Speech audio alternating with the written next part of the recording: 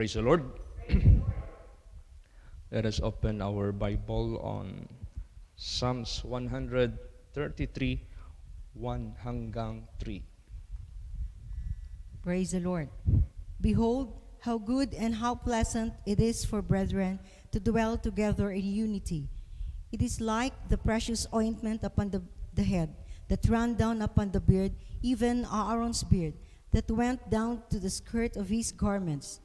As the dew of Hermon, and as the dew that descended upon the mountains of Zion. For there the Lord commanded the blessing, even life forevermore. Ayan. So, gaano ka-importante ang pagkakaisa ng mga kapatiran? Behold how good and how pleasant it is for the brethren to dwell together in unity. It is like the precious ointment upon the head that ran down upon the beard, even Aaron's beard, that went down to the skirts of his garments.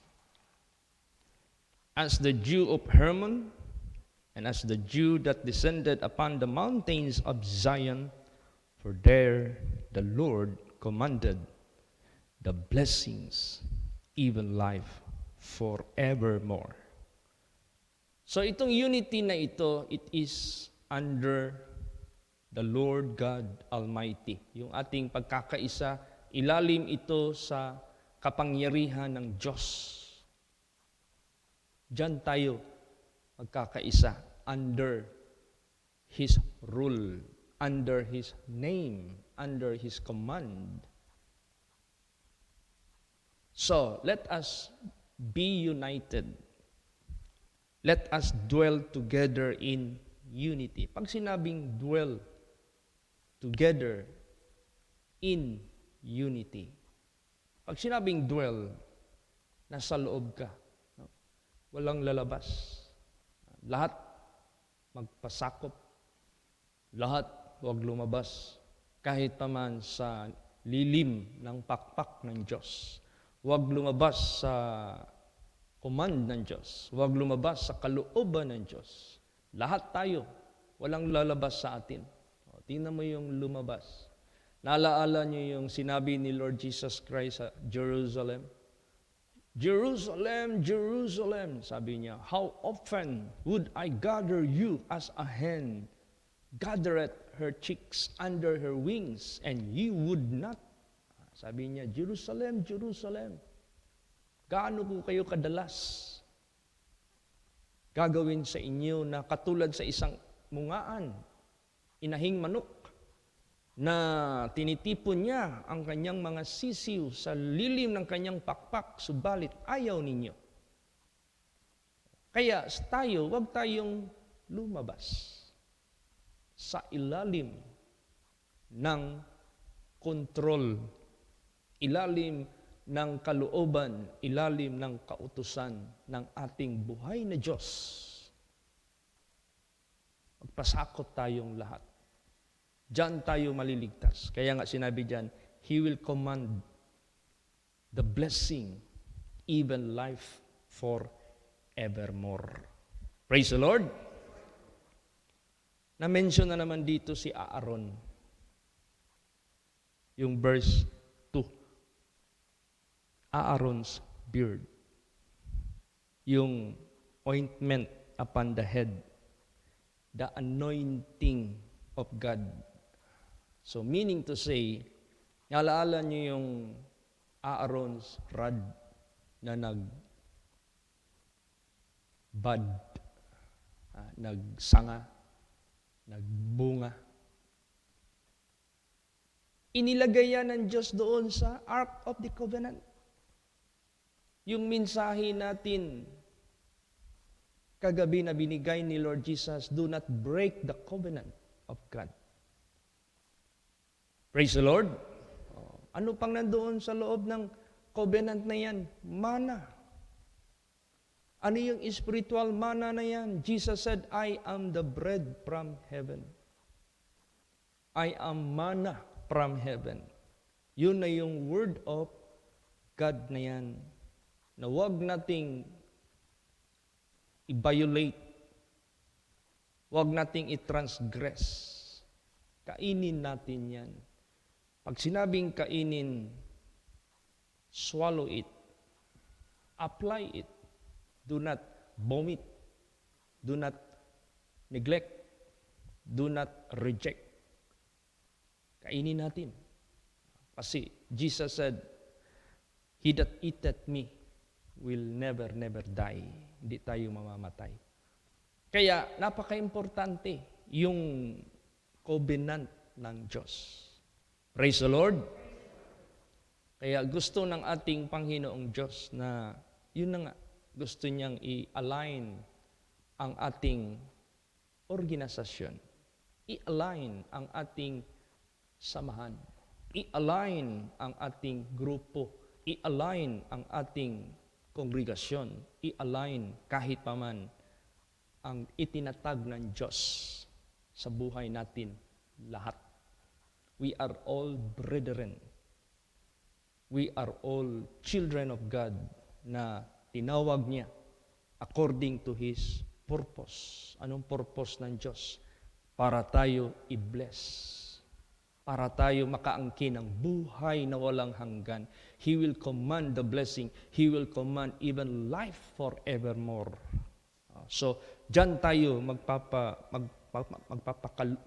tayo. Dwell together in unity. Magkakaisa tayo dyan. Kasi alam mo, sa isang organisasyon, punta ka ng mga opisina ng gobyerno. Sino nakalagay dyan sa, naka-frame dyan? Hindi mawala yan, President. Kung munisipyo yan, mayor.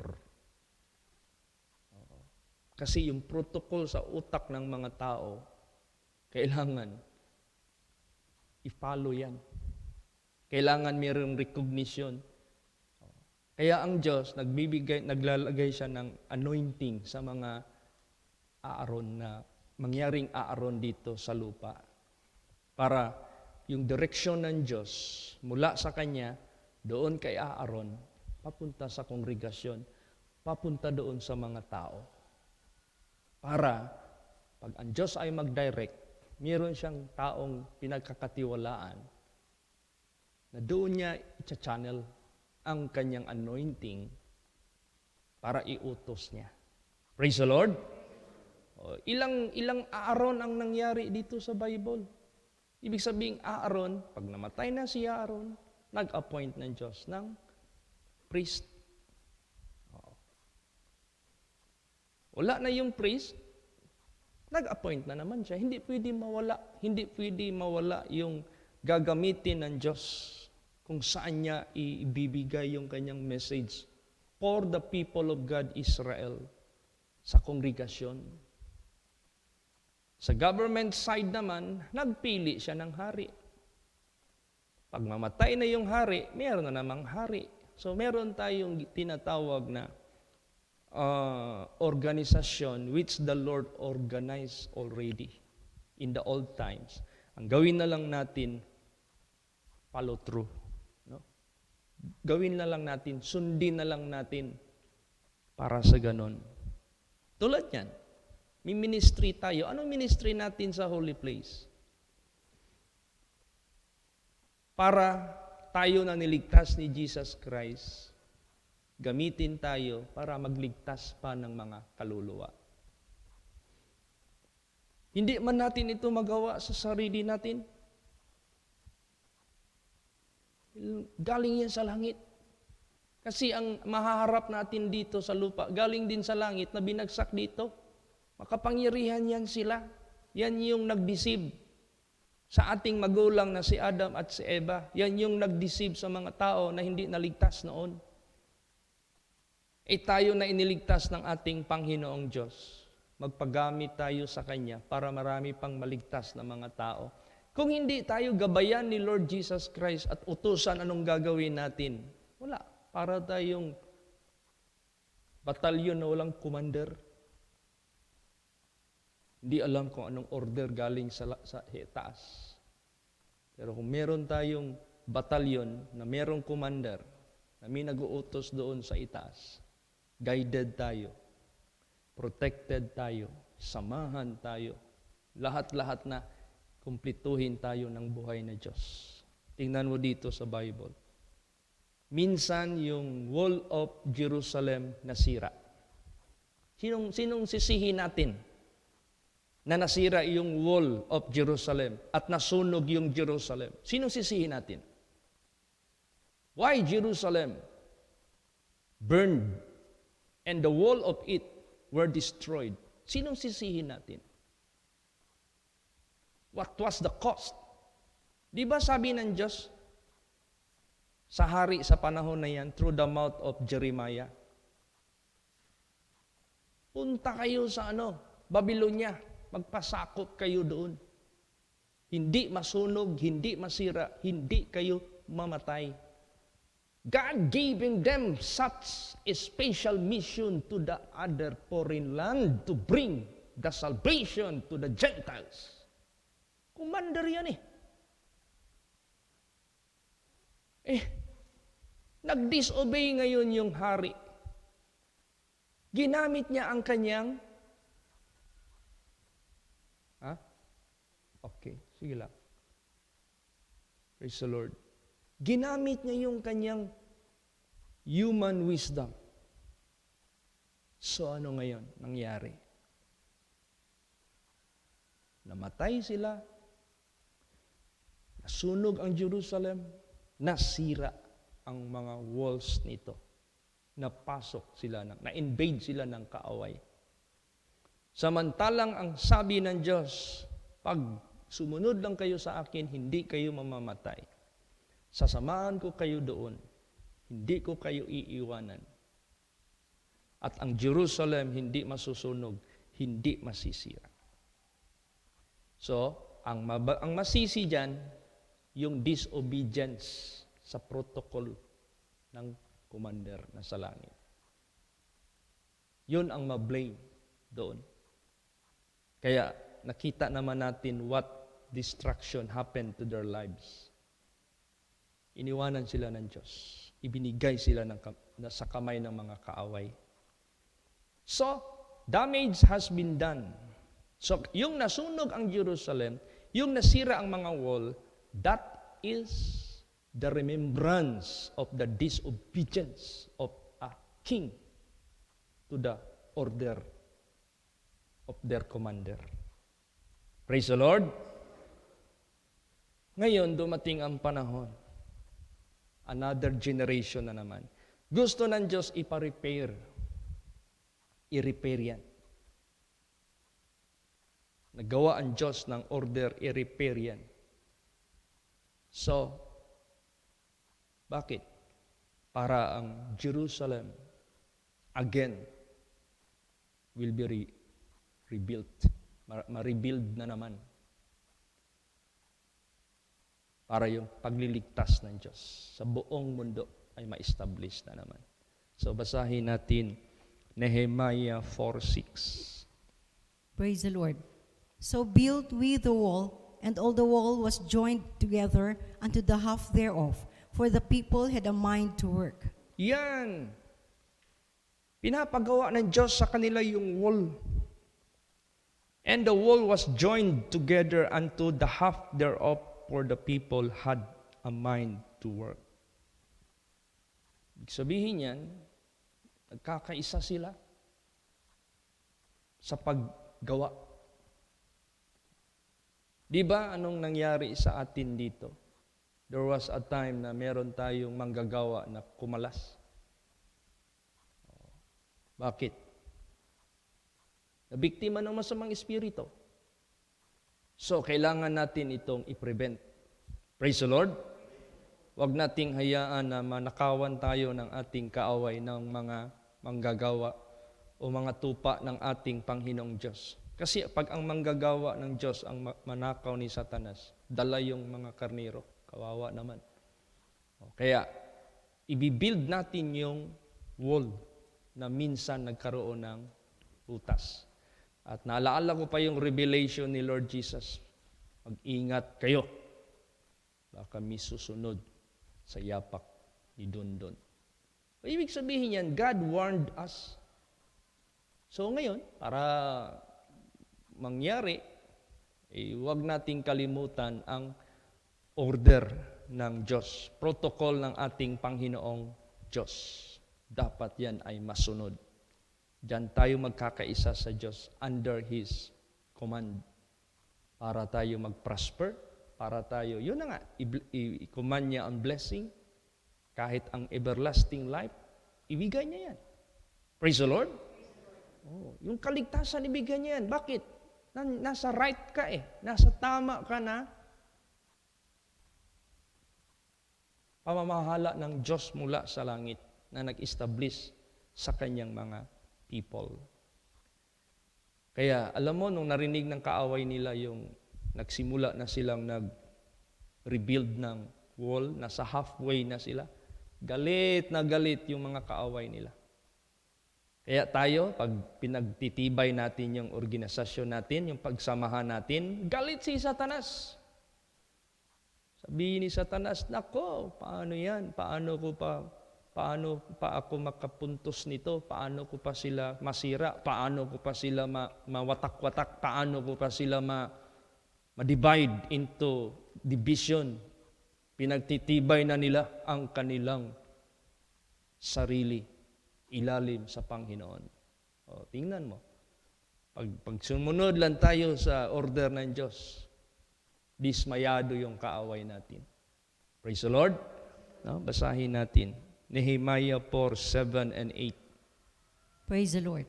But it came to pass that when Sanballat and Tobiah and the Arabians and the Ammonites and the Ashdodites heard that the walls of Jerusalem were made up and that the breaches began to be stopped, then they were very wroth and conspired all of them together to come and to fight against Jerusalem and to hinder it. Yan ang plano ng kaaway lagi. Hadlangan ang gawain, kung maari, hindi ma-establish, kung maari. Naku. Kaya itong happy sharing natin, galit na galit si Taning yan.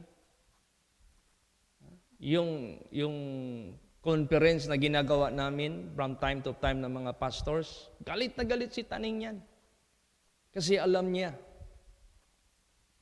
nagpapakatibay kami sa gawain ng Panginoon. Itong happy sharing, nagkakaisa lahat ng mga members para tungo sa paggawa ng gawain sa ministry. Ngayon, gusto pa ng ating Panginoong Hesukristo yung alignment ng ating organisasyon, i-establish yan. Para sa ganon, alam natin ang kilos natin, order by the Lord Jesus Christ. Hindi tayo gumagawa ng ating sariling pamamaraan. O, tingnan mo, di galit si Sanballat, si Tobias, yun ang mga kaaway. Anong plano nila? Hadlangan natin. Let us go and fight against them. Hadlangan natin sila. O, yun ang trabaho ni Satanas. Hadlangan kahit paman ang unity. Hadlangan kahit paman ang ating obedience dyan sa ating Panginoong Diyos. Dahil ang mga anak ng Diyos nagkakaisa, anong nangyari? Basa. Nehemiah 6:15. Praise the Lord. So the wall was finished in the 25th day of the month Elul, in 52 days. Yan, natapos nila. So the wall was finished in the 25th day of the month Elul, in 52 days. Natapos. To God be the glory. Nakordon nila yung Jerusalem ng wall. So yung brethren dwell together in unity. Nagkaroon na sila. Kaya ganon sa buhay natin. Kailangan pagtibayin natin yung wall ng ating samahan. Pagtibayin natin ang ating unity sa utos ng ating Panginoong Hesukristo.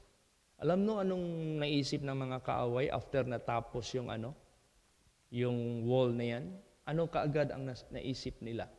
Tulad natin, kung magkakaisa tayo sa order ng ating Panginoong Diyos at pakilusin niya ang kapangyarihan, i-command niya ang blessing, even life forevermore, ibig sabihin yan, i-prosper niya ang ating ministry, maging successful yung pagliligtas ng Diyos sa mga kaluluwa, pati tayo nandyan sa kaligtasan. Nako, ang isipin ngayon ng kaaway natin na si Taning, basa. Nehemiah 6:16. Praise the Lord.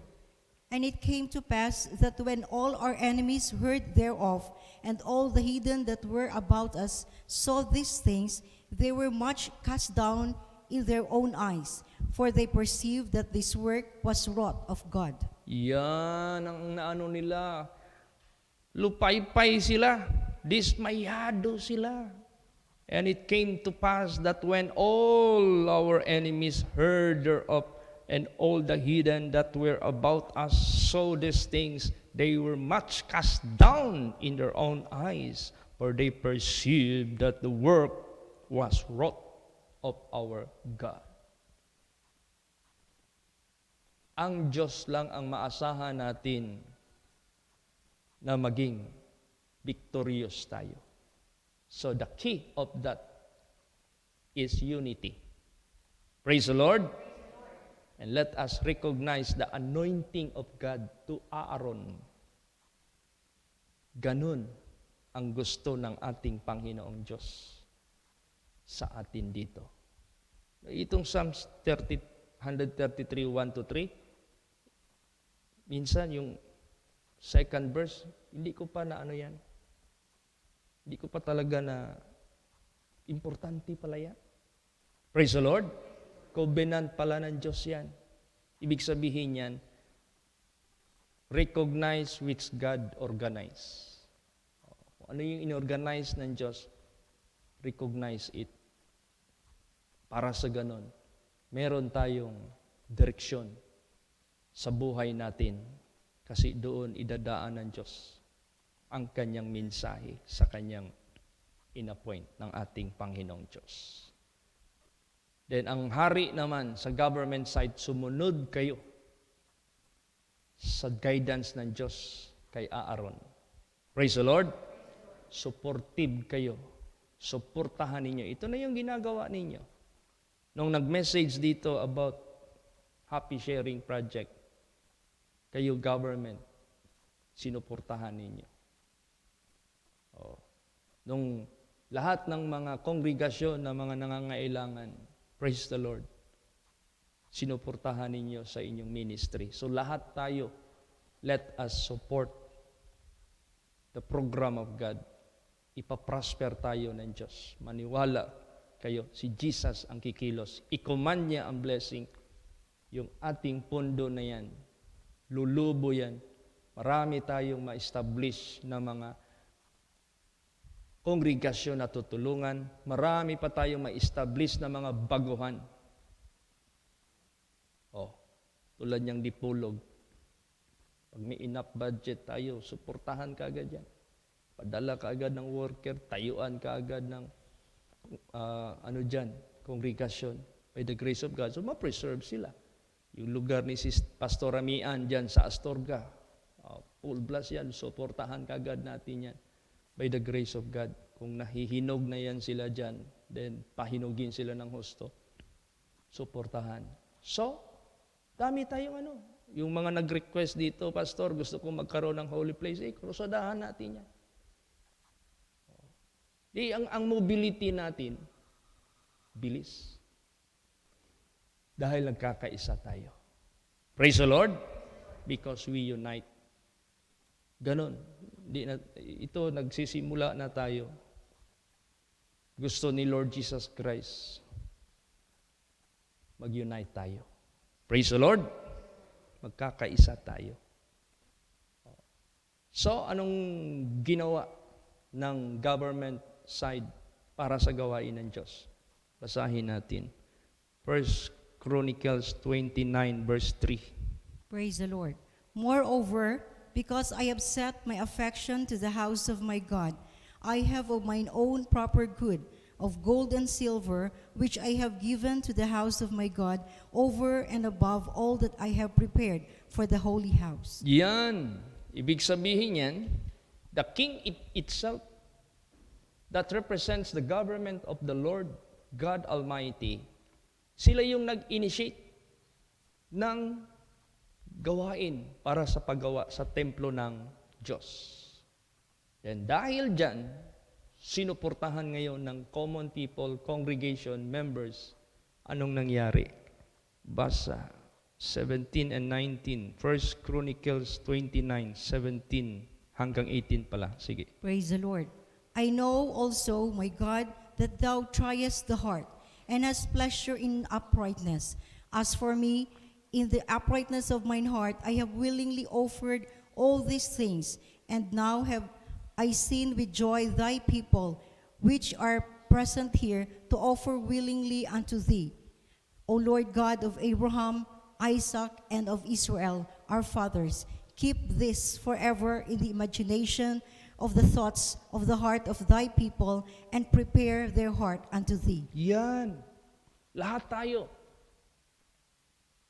Sinusubukan ang ating mga puso kung paano tayo umibig sa Diyos, kung paano tayo gagawa sa Kanyang ipinapagawa sa buhay natin.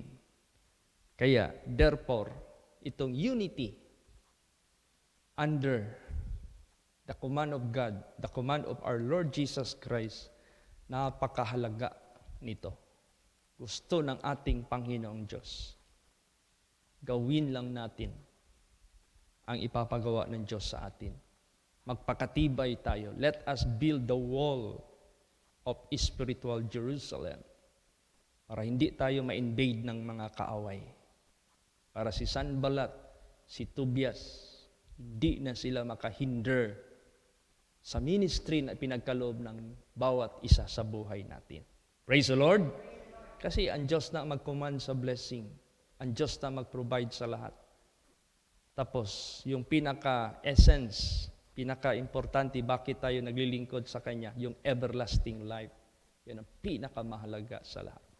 Pero siyempre, habang nandito pa tayo sa lupa, we need the blessing of the Lord. Ikukumand lang yan ni Jesus yung blessing na yan by the grace of God. Paano? I-channel niya yan sa lahat ng membro. Ngayon, subukan ng Diyos ang puso ng mga anak ng Diyos kung gaano tayo sumusuporta sa gawain ng Diyos. Kaya, yung makita mo naman yung love ng mga anak ng Diyos sa lahat ng kongregasyon. Kaya lahat ng mga pastors, sa lahat ng mga branches, patuloy ninyo i-preach lagi itong pagkakaisa natin. Itong ating pag-move sa gawain ng Diyos. Kasi i-bless ni Lord Jesus ang kongregasyon, lahat tayo, even life forevermore, sa ating unity.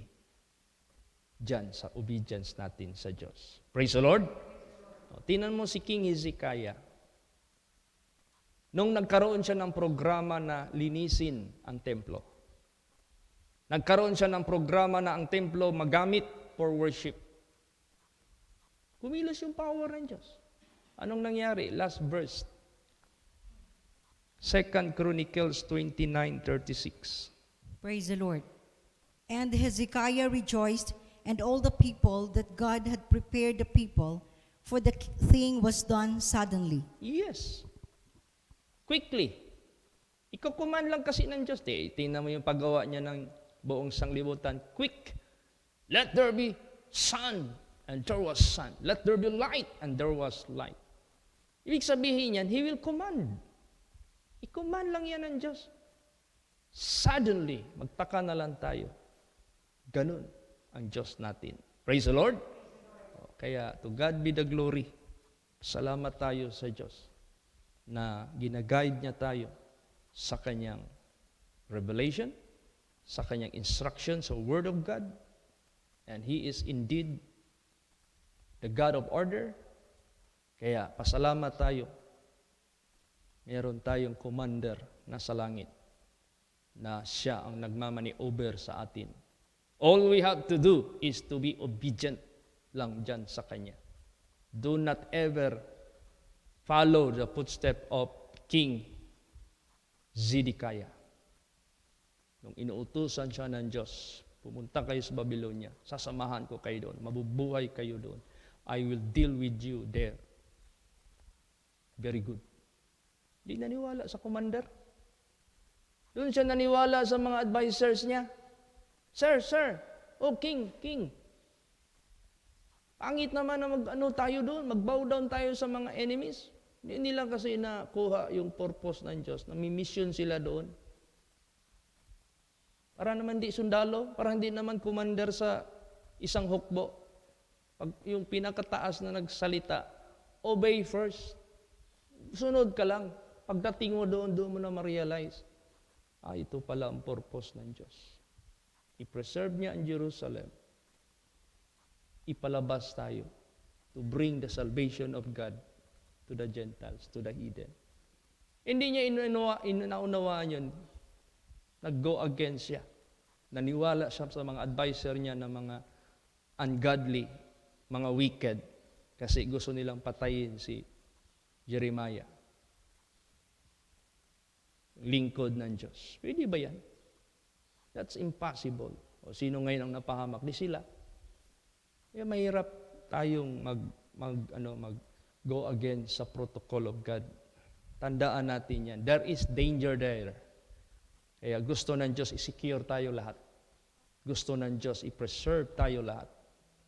Praise the Lord. Kaya to God be the glory. God is so wonderful. God is so great.